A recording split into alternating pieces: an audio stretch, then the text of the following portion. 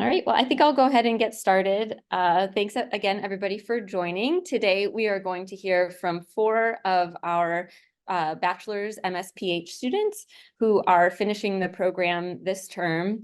So they all went to Johns Hopkins for undergrad and did our accelerated bachelor's MSPH program. So we're really excited to hear from them today. I love hearing everybody's master's essay presentations at the end of the year. It's really a time to celebrate people's expertise and accomplishments in the program. So thanks all for joining. I think we're in for a treat today. And so I'm on campus. I'm in a classroom with some of our first year MSPH students, and it's great to see so many of you online as well. And we're going to have, like I said, 4 presentations. We'll go through in the order that they are listed on the calendar invitation. So first up, we have Madison Langrin. So as I said, Madison went to Hopkins undergrad. She's in the women's sexual and reproductive health area of interest, did her master's essay on violence against transgender women. Madison did 2 field placements, one at the Center for AIDS Research here at Hopkins at the Implementation Science Hub, and a second placement with the Public Health Institute CAMI Health initiative. So Madison, I'm going to go ahead and turn it over to you. All of our presentations will be 10 minutes long, and then we'll have 5 minutes for Q&A. And with that, I'll hand it over to you, Madison. Okay, thank you. Does everything look good again? Okay, great. So good afternoon, everyone. My name is Madison Langrin, and today I'll be presenting on my essay, Violence Against Transgender Women and Transfeminine People in Hostile Legal Environments, a Scoping Review and Ecological Analysis in Low and Middle Income Countries. I'll begin with some background on the topic, share the objective of my essay, and then move into the methods, results, and discussion.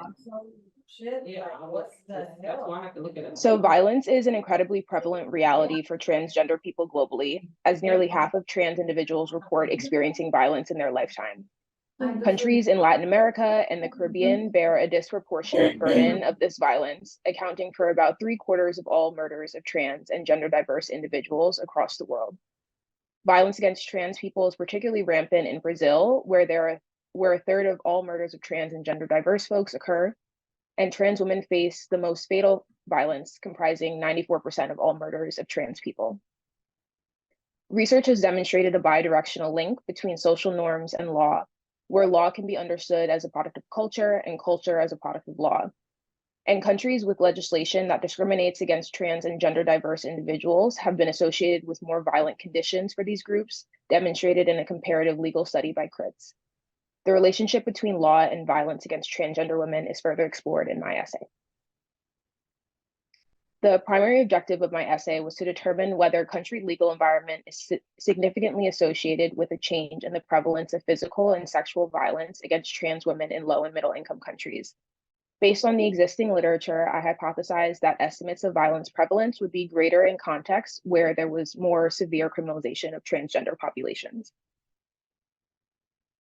So the study was conducted in 2 parts. The first, a scoping review with the aim of extracting estimates of sexual and physical violence prevalence among transgender women in LMICs. The second, an ecological analysis, which will be discussed more in the following slides. The scoping review portion of the study utilized specialized search strategies for 4 databases: Scopus, PubMed, Embase, and the WHO Regional Index. Studies identified by the initial search were exported to Covidence in order to undergo 2 rounds of screening. In each round of screening, each study was evaluated by 2 independent reviewers. Articles identified by the initial search were then assessed for eligibility in order to be included. In order to be included, the study must have had data disaggregated to transgender women or transfeminine individuals. The study must have been quantitative or mixed methods in order to extract point estimates, and the study must have been in an LMIC by the World Bank criteria. Once eligible studies were identified, relevant data was abstracted to a unique data abstraction tool in Google Sheets by the primary reviewer.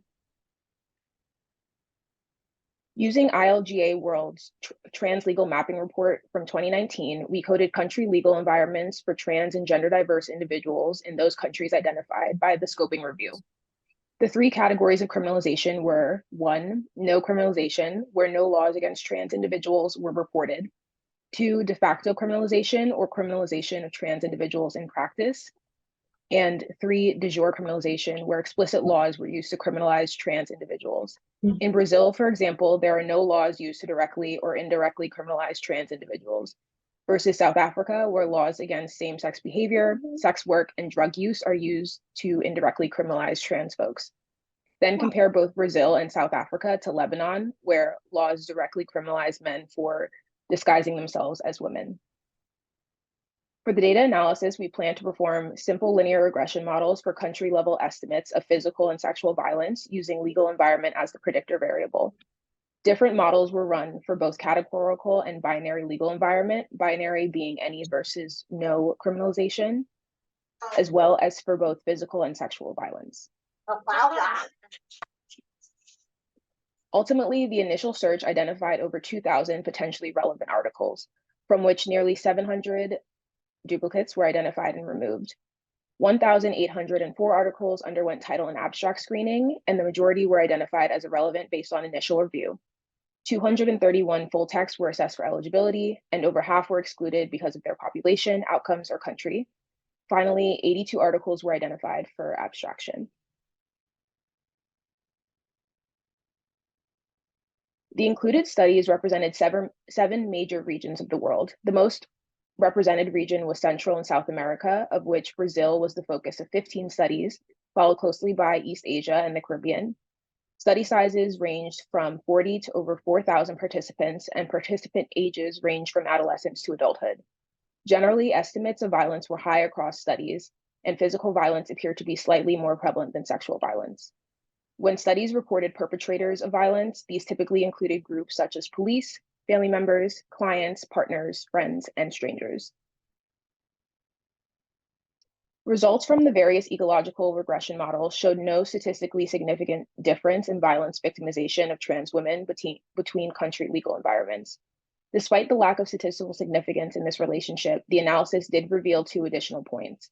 1, that violence against transgender women is high across legal environments. And 2, as demonstrated in figure 1 here, that violence does appear to generally increase, though non-significant, with more severe criminalization of trans individuals. The results demonstrated by the previous box plot showing higher estimates of violence in countries with more extreme laws against trans individuals support that hostile legal environments can create dangerous contexts for transgender women. Such laws both reflect and continue to enable environments where discrimination and violence against transgender persons is an accepted norm. The second major implication of these findings is what we can call the paradox of protection. Even in countries that have no reported laws criminalizing trans individuals, violence is still very prevalent, around 30%. It is not necessarily the case that more progressive legal environments are associated with less violence. Take Brazil, for example. Brazil has no laws criminalizing trans individuals, and even legally recognizes trans identities. Yet, if you recall from earlier, Brazil is regarded as one of the most dangerous countries for transgender people. This reputation may be due in part to higher quality data collection efforts and the greater visibility of trans individuals as the result of legal gender recognition in Brazil. This phenomenon, documented by crits in multiple countries, including Pakistan and India, suggests that a lack of discriminatory legislation alone is not enough to address violence against trans women. This study was not without its own limitations, including that it may be underpowered to determine statistical significance due to having a small number of relevant articles identified in the initial review. The overrepresentation of Central and South America may limit the generalizability of findings for other regions. Lastly, the scope of this analysis was limited by the trans legal mapping report we used, which only documented instances of criminalization, not protective legislation, which may be an area for future research.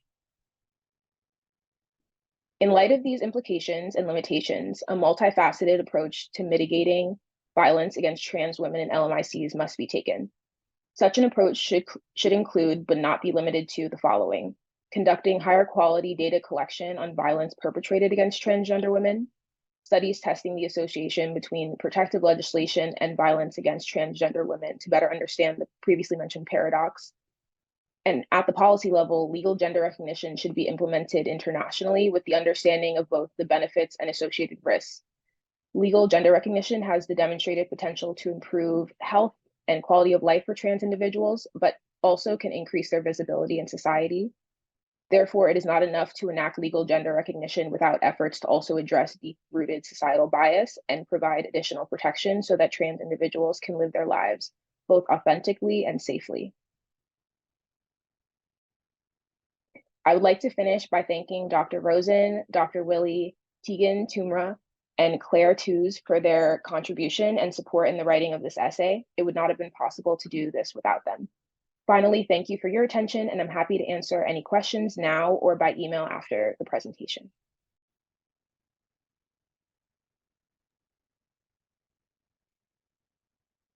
Thanks so much, Madison. We now have a few minutes for questions, and we'll prioritize student questions first. And I'm seeing some congratulations in the chat. Who has a question? Go ahead and raise your hand, come off mute.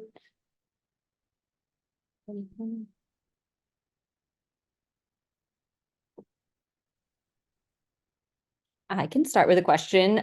So in terms of your, well, again, just congratulations on an incredible amount of work. Really impressive that you were able to get through that number of articles. In terms of your policy recommendations, do you have any insight into like how that process actually works, especially given, you know, variability in support for the issue? Any like country examples?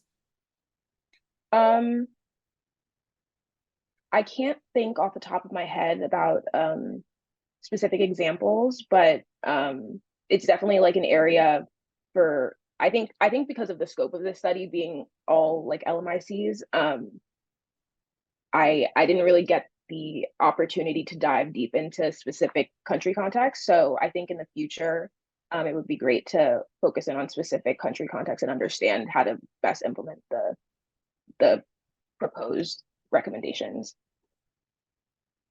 Thanks. Yeah, makes sense. Other questions?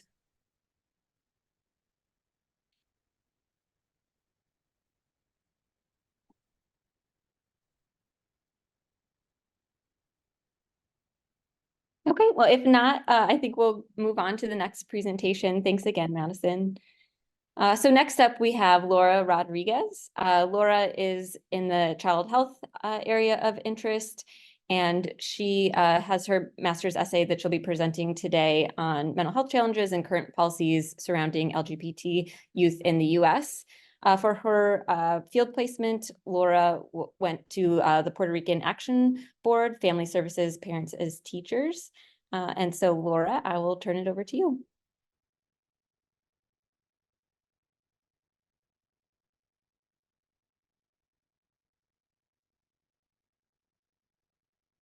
Looks good. Hi, everyone. Thank you. All right. So hi, my name is Laura Daniela Rodriguez. I'm presenting today from Woodbridge, New Jersey, and I'll be discussing LGBT youth mental health and past, current, and future policy aimed at addressing this issue. So as an overview, I'll introduce the problem, discuss some background, and go over causes and determinants of mental health challenges for LGBT youth, discuss active and past policy, offer alternative strategies and policy recommendations, and touch on limitations. So LGBT youth face a wide variety of mental health challenges, the most common of which are depression and anxiety disorders. As will be discussed again later, poor mental health outcomes are also being worsened by the introduction of and passing of legislation that restricts the rights of LGBT individuals. So depression in this population, unfortunately, has been leading to disproportionate rates of suicidality, which includes suicidal ideation attempts and completed suicides when compared to non-LGBT youth. As of last year, almost 70% of LGBT students reported symptoms of persistent sadness and hopelessness, compared to 35% among non-LGBT peers. Additionally, 14% of LGBT youth attempted suicide as recently as 2022, a figure almost 4 times higher than that of all young people in the United States. Many of the findings in this essay come from the Trevor Project's national surveys on LGBT youth mental health, which are conducted annually. Main causes and determinants of LGBT youth mental health challenges include social stigma and discrimination, changes in perception of an individual due to coming out, familial rejection, and lack of home support after coming out, bullying, harassment, and physical violence from unsupportive peers, lack of access to gender-affirming healthcare, lack of social and community support, and lack of legal protections, through state and federal policy.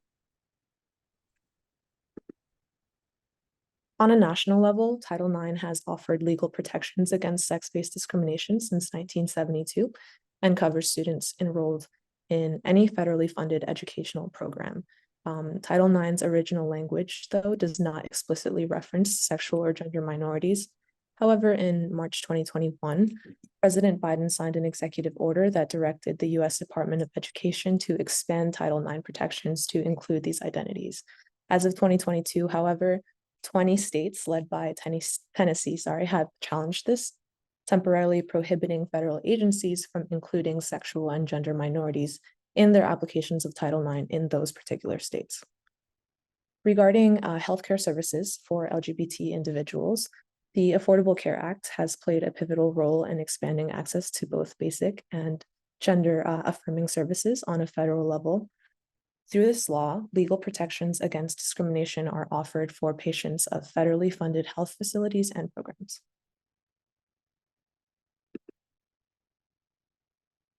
So states can be categorized as either high equality or negative equality states based on whether they offer protection from bullying and harassment, expand access to gender-affirming care, ease the process of changing one's name and gender identification on any legal documents, and provide civil rights for protect civil rights for LGBT individuals. States such as California, Iowa, Maryland, New Jersey, New York, and Vermont can be considered high equality states and have taken measures to protect LGBT youth by including sexual and gender minorities in existing non-discrimination laws and by requiring their local school boards to uphold anti-harassment policies that include LGBT identities. Other states such as Colorado, Illinois, Maine, Minnesota, Oregon, Rhode Island, and Washington have also passed similar legislation, although not as extensively. Nevertheless, negative equality states have persisted in limiting LGBT protections. In March 2016, North Carolina passed the Public Facilities Privacy and Security Act, requiring all government establishments, including schools, to enforce the use of restrooms corresponding to one's sex assigned at birth, among other restrictions. Also in 2016, Mississippi passed its Protecting Freedom of Conscience from Government Discrimination Act, which legalized a person or business's refusal of services to any individual participating in a same-sex marriage and or identifying as gender nonconforming, among other parameters. A U.S. district court blocked this law from going into effect.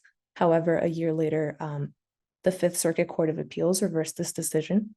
The Supreme Court declined to hear this case, and therefore the act has since been in effect.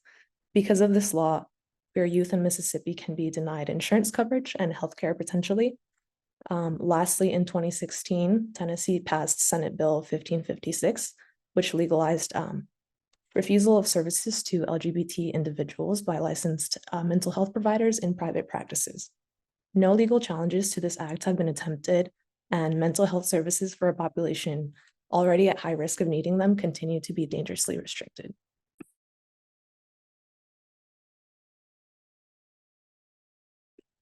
Since finishing my essay, the ACLU has launched an interactive map that tracks anti-LGBT policy across the nation. And although it hasn't quite been 3 full months of 2024 yet, as of last night, 478 bills have been active.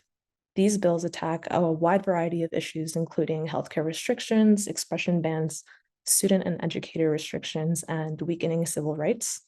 Unfortunately, 2024 is on track to be one of the most prominent years in history for anti-LGBT policy, which is a great concern for youth mental health.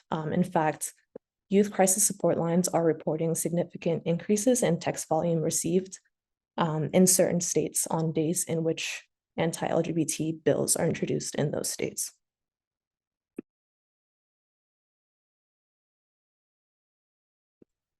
So recommendations for future policy include supporting comprehensive anti-discrimination laws that specify protections for LGBT individuals, incorporating inclusive sex education and LGBT history into school curricula, expanding access to gender-affirming healthcare for all youth, and increasing funding for homelessness prevention programs for LGBT youth. Limitations for this essay include a lack of intersectional framing in existing research that sheds light on the unique experiences of queer youth of color, lack of consistent policy implementation across all 50 states, limited funding for research, lack of long-term longitudinal research on the mental health trajectories of LGBT youth into adulthood, and fear of disclosing sexual or gender identity and participating in LGBT-centered research in the first place due to stigma. To conclude, the legislative outlook regarding LGBT issues in the United States has been chaotic at best, and while progress towards social acceptance has been made, the past few years have shown alarming political regression, and record amounts of anti-LGBT legislation are being introduced and passed nationwide, which is only exacerbating negative mental health outcomes. Caregivers, educators, administrators, healthcare providers, community leaders, lawmakers, and LGBT youth themselves need to collaborate in order to address these mental health concerns. That being said, LGBT youth voices should always be at the center of these discussions, as they are and will always be the best advocates for their own needs and challenges. Leaders must make this issue a priority, as delaying or declining attention to it will only lead to worsening mental health outcomes over time. Quick acknowledgement to everyone who's been a part of this essay process, including my reader, the PopFam department, and my friends and family. Thank you so much for your attention, and happy to answer any questions. Thanks so much, Laura. Again, we have a few minutes for questions. Any students in the room or online?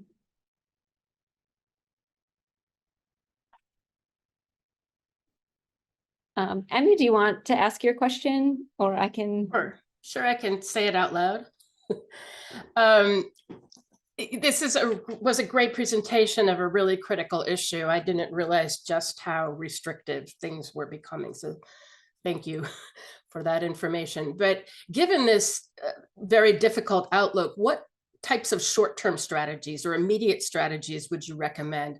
The things you recommended were all good, but they struck me as sort of looking towards the future, right? Like improved education about issues and so on. So anyway, I think my question's clear. Yes, of course. Thank you for your question. I think in the short term, definitely creating supportive immediate environments, whether it be at homes or in schools, making sure they're not just safe and inclusive, but also celebratory of youth of all identities, whatever the political situation in that particular state may be, and partnering with local organizations to advocate for all these kinds of policy changes to ensure change and protection for this population. Tracking of youth mental health very closely to Yeah. be able to demonstrate impact, I think. Yeah, of course. Thank you so much for your answer. That's illuminating. Thank you. Thank you. Any other questions?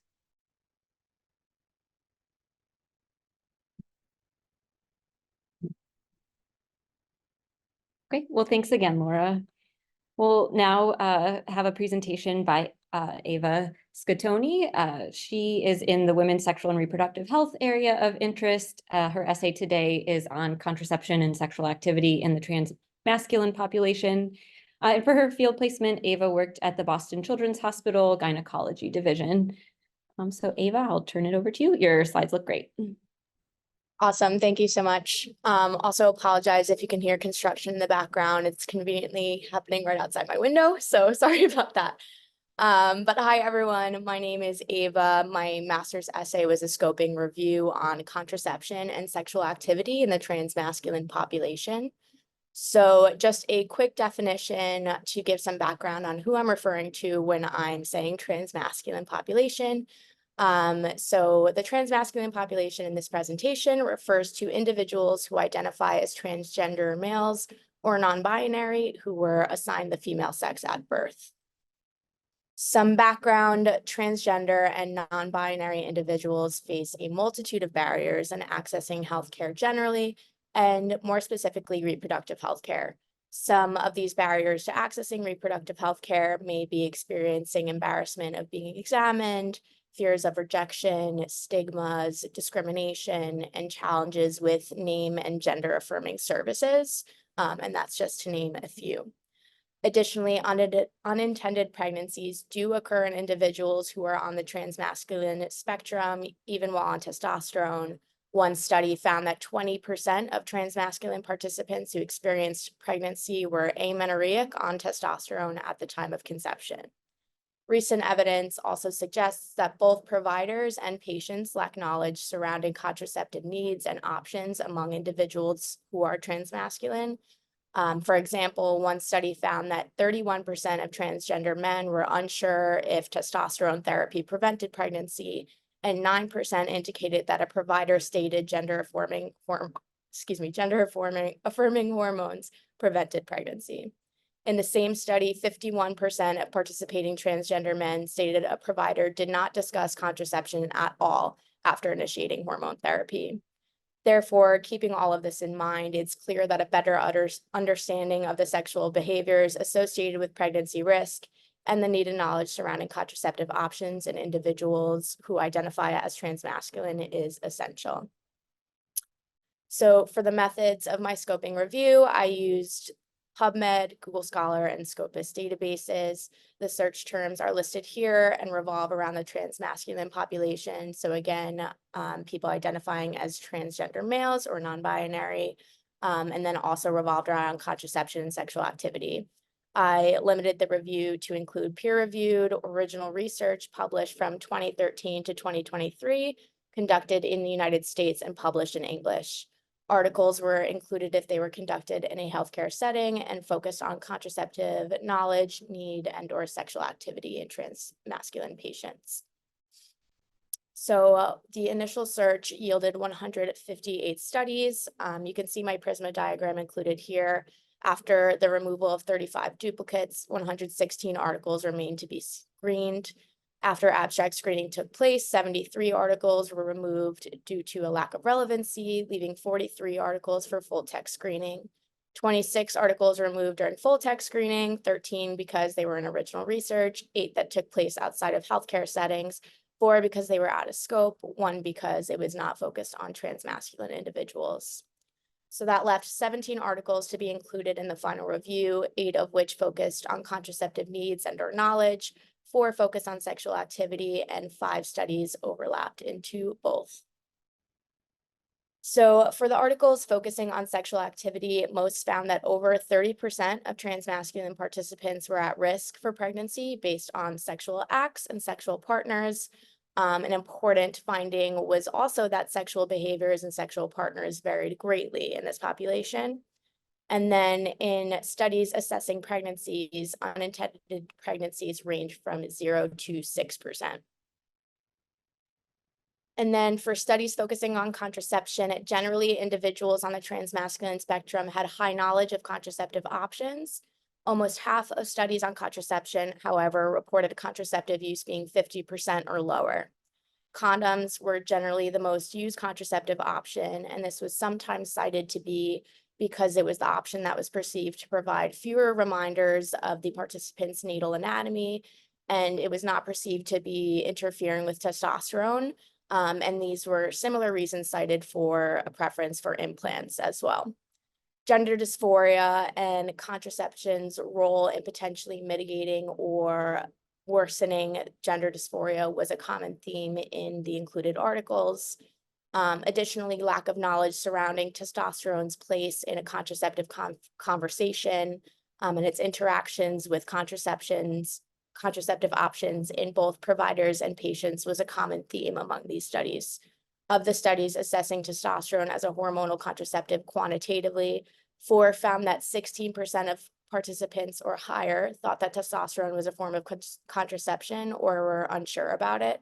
And another study found that 51% of participants stated a provider did not discuss general contraception after testosterone initiation. There are plenty of key takeaways from my review, but given my limited time, I wanted to focus on these 4. But first, to touch on some limitations, the quality of the included studies and evidence was not evaluated in my review. Additionally, the title feature was used in the search of the databases, which may have limited the results of the search. An additional limitation is that we only included studies conducted in the United States, which limits the generalizability of our findings. So in terms of key takeaways, unintended pregnancy is a significant public health concern associated with increased risk of problems for both the individuals giving birth and the baby. And then specifically in the transmasculine population, an additional consideration is the fact that unintended pregnancy can worsen gender dysphoria. The results of this review show that transmasculine individuals have a unique risk of experiencing unintended pregnancy resulting from sexual behaviors, with one study finding that 31% of transgender men were unsure if testosterone therapy prevented pregnancy, and 9% indicating that a provider's stated gender-affirming hormones did prevent pregnancy. It's an important finding that unintentional pregnancy can and does occur on testosterone. Additionally, we also found that transmasculine individuals engage in a wide variety of sexual behaviors. Providers need to be aware of this finding, keeping in mind to avoid assumptions about a patient's sexual orientation, the gender identity of their partners, and the types of sexual activity to provide more comprehensive and tailored care to these patients. Additionally, this review found that most transmasculine individuals were aware of contraception but had low contraceptive uptake. An important consideration when examining contraceptive use in this population is the impact that gender dysphoria may have on contraceptive decision-making in transmasculine individuals. Like I said, this review included a study where condoms and implants were being cited as the preferred choice because it was less of a reminder of natal anatomy. Additionally, methods like the pill may be associated with a feminine identity and with perceived feminizing effects, possibly making it an unattractive option for a transmasculine person. Catering contraceptive counseling to a patient's need is vastly important, and for transmasculine populations, that means potentially offering options that are best suited to aid in bettering a patient's gender dysphoria. Our results also indicate that there is deficient sexual and reproductive health care for this population. Patients lacked knowledge and information about testosterone's role in contraception, sometimes due to the information these patients received from a provider. This finding is important as it highlights a gap for future research on testosterone and its interactions with other contraceptives, and also highlights a need for further education for both patients and providers. So to conclude, transmasculine individuals can be at risk for pregnancy and present with unique needs regarding contraceptive options and counseling. Further education is needed to provide accurate, comprehensive, and tailored care for the transmasculine population. Thank you all so much for your time. I wanted to give a special thanks to Charvon, who is my primary reader, and then my other co-authors as well, Liz Bosky and Frances Grimstad, who all have been nothing short of amazing and incredibly influential in the process. So thank you all so much, and I am here for any questions. Great. Thank you, Ava. Congratulations.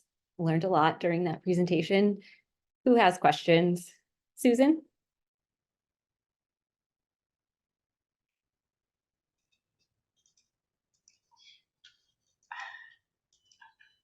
Thank you for a great presentation. My question is about the risk of unintended pregnancy for a transmasculine individual, especially because of the risk of, as you said, gender dysphoria with female changes to the body. Is there increased mental health or risk for that individual? Yes, it wasn't something that was a focus on in my study, but definitely came up in my lit review. Definitely gender dysphoria has been shown to have mental impacts, and any like you said, changes that come along with an unintended pregnancy that can be perceived to be feminizing with body changes, definitely would worsen that gender dysphoria and then impact the mental health of the patient. And one more, was there any mention of eating disorders in this lit review? No, none of the included studies mentioned eating disorders, which I was also a little surprised to see, just because my work with Boston Children's, a lot of the focus is on trans masculine patients, and it's definitely been something that's come up, but not in this particular review. Thank you. Great job. Thank you. Other questions? I'll ask a question. Do you have recommendations? It seems like healthcare providers definitely need to be trained on this issue. And how do you see that happening? I think, there's a question of both new trainees in medical school, but also current providers. Yeah, it's a difficult question. And definitely disappointing to see that from providers. I think number one, the dissemination of research of these kinds of studies is important because there are a lot of assumptions being made and some inaccurate information being distributed. And then I think also just research on testosterone, and it's still not super clear. And I've talked with folks that have worked with these patients. I think it's still not clear how testosterone interacts or how it would be affected by something like the pill and hormonal contraception. So I think further research and then dissemination of those results is important, but it's a difficult question for sure. Thanks. Thank you. All right, I'm not seeing any other questions, so we'll move on to our last presenter. Caroline Somerville is in the maternal fetal perinatal health area of interest in our department, and she worked for the Perinatal Neonatal Quality Improvement Network of Massachusetts for her field placement. And today she'll be doing her presentation on meaningful youth engagement at a global scale. So your slides look great, Caroline, and I will turn it over to you. Awesome, thank you.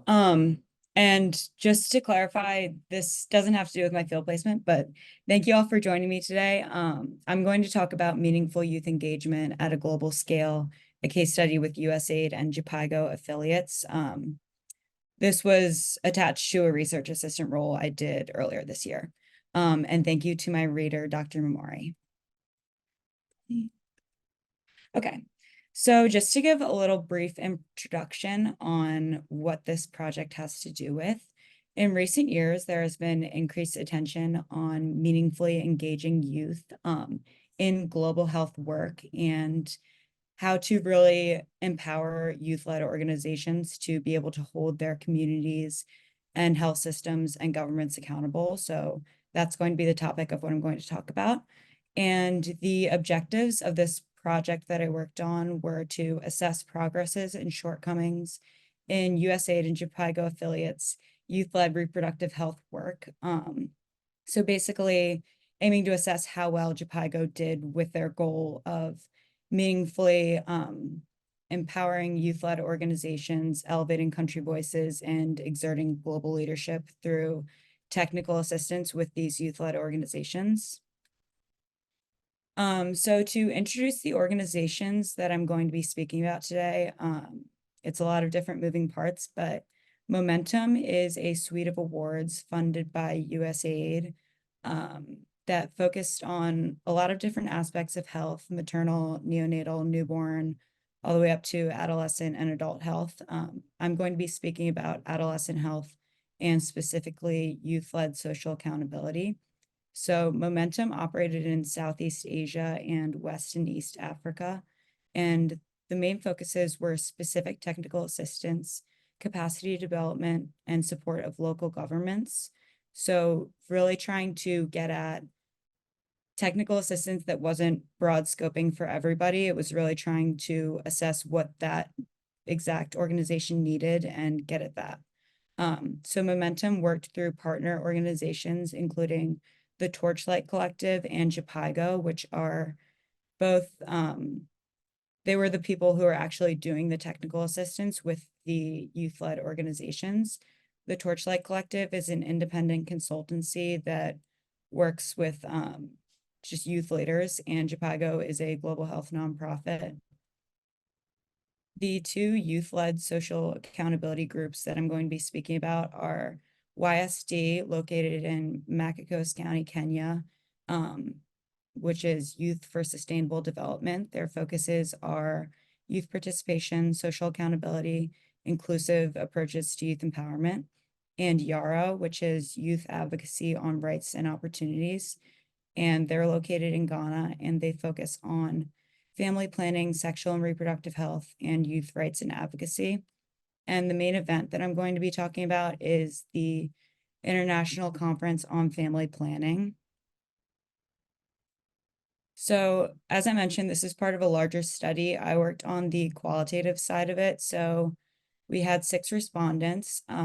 Here's a chart of some of their characteristics. And I conducted key informant interviews over Zoom and then coded the interviews into Deuce using thematic analysis.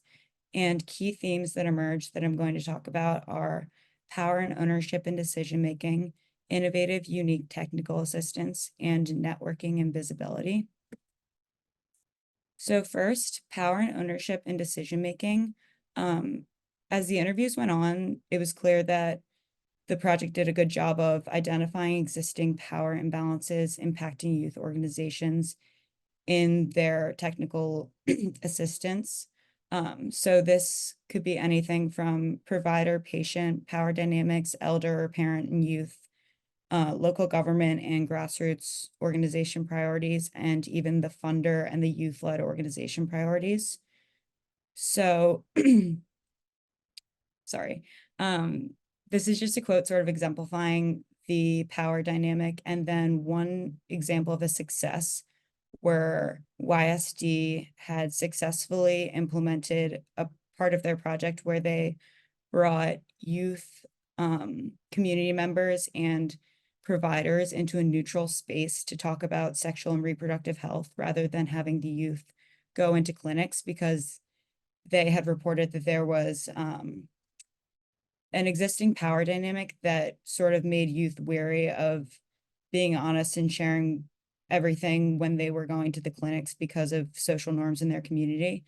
And this was actually highlighted in a countrywide newsletter that went out through the Ministry of Health from YSD's success and went across other health sector or other sectors outside of health, which was a huge success for them. So next, a focus was innovative and unique technical assistance.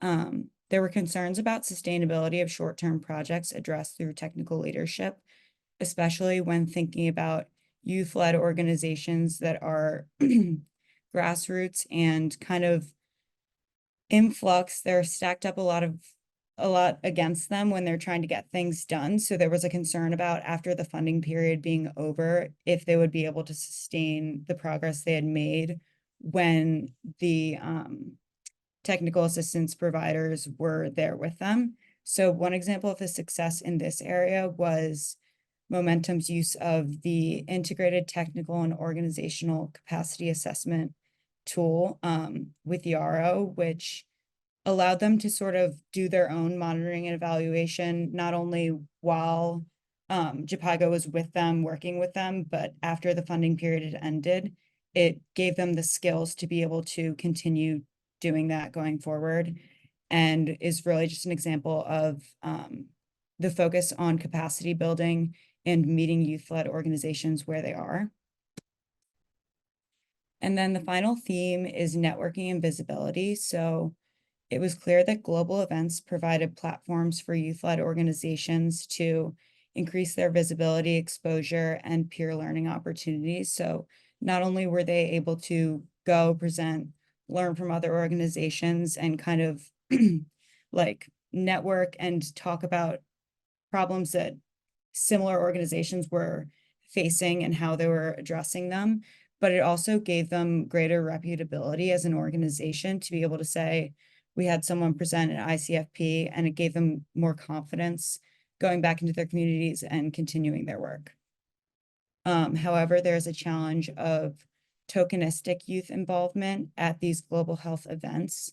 So this is a quote that I thought was really interesting from someone at USAID that was basically talking about how there's a contrast between saying our goal is to get out of the way and elevate these voices of the people who are actually doing the work, and also USAID saying, you're going to present on this, you're going to present on this. And interestingly, the youth leaders that I interviewed, when we asked them details about the conference that they presented at, they knew what they presented on, but they didn't really have a lot of information about why they were picked or the organization of the event at a whole. So some discussion points. It's important to note that this was a very small sample size with 6 informants. But outside of that, the importance of acknowledging and addressing power structures in global health was very clear, especially when working with youth-led organizations. There's still a need for diverse inclusion and capacity building for global youth engagement, and also the need to consider balancing the elevation of country voices with the broader goal of decolonizing public health, or global health, sorry, as I was just talking about in the most recent slide. So just to sort of get at that point, I'm going to leave off with 2 quotes that I found to be interesting, which were, how are we elevating youth? And even within the youth-led organizations, all the way up to the level of who's presenting at these conferences, what are they presenting on, and to what extent? And are we really upending these dynamics, or are we kind of just plugging in the same new people to the same exact dynamics? So getting at all of that, yeah. And yeah, any questions?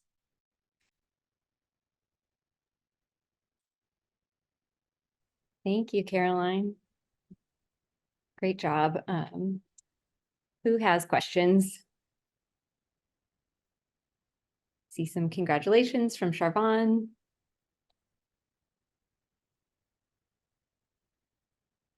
I'll ask a question.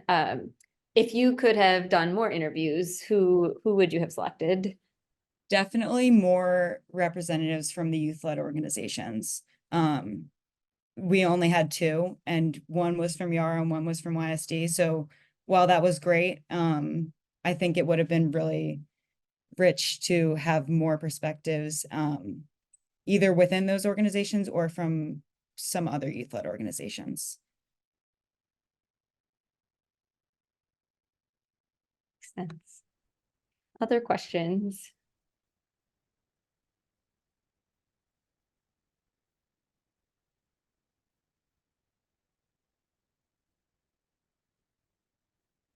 Okay, well, if not, that concludes our presentations for today. So want to just do another round of congratulations to all 4 of our presenters today.